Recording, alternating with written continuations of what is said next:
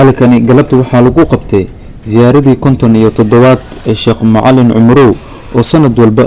lagu qabto magaalada Muqdisho gaar ahaan degmada Jungale. ziyaarada waxaa ka soo qayb galay culimo u diin waaweyn xir mashaayikh fara badan.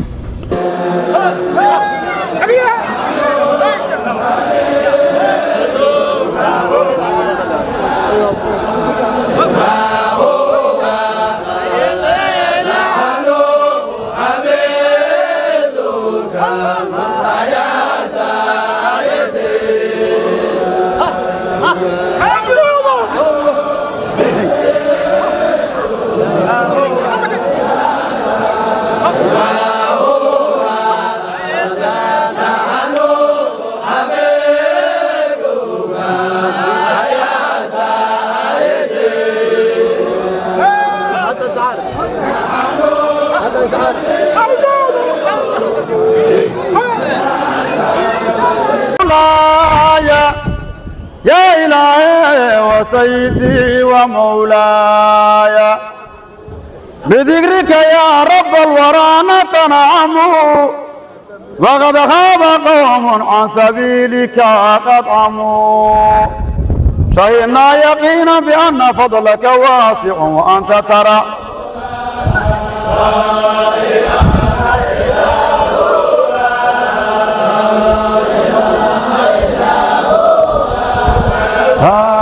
إله إله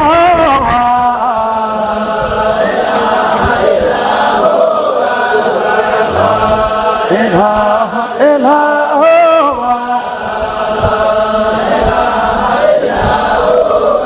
هو لا إله إلا هو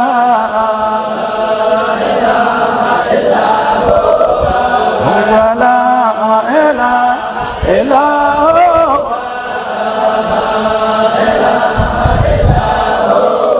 كنت إله كامل قبل الزمان يا الله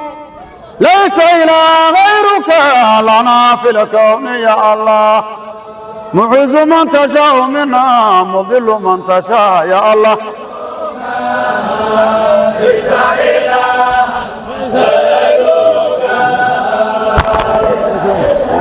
waxaan joognaa sheekheeni Sheekh Macalin Cumrow khaliifkii Sheekh Xasan Duubweyne waa sanawi waaye sanad kasta la dhigaa tii 57 weeye hadda ay maraysaa tii 57 ayaan maanta u joognaa waxaa la noo dhigay sheekheeni Allah noo barakeeye sheekheeni jaliilka ahay Sheekh Ali Yusuf ilaahay ha noo barakeeyo asaga gubashaan maanta badan noo dhigay aqwaanka Axmediya isugu yeeray waxaan leenahay sanadkiisa haddii ilaahay sabab iyo ziyaado Allah nagu wada gaarsiiyo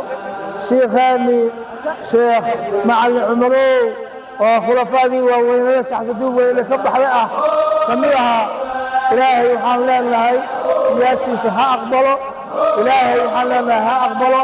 ilaahay ha gaarsiiyo ilaahay muxuu ahaa nafaxaadkiisa iyo barakaadkiisa halahaana siiyo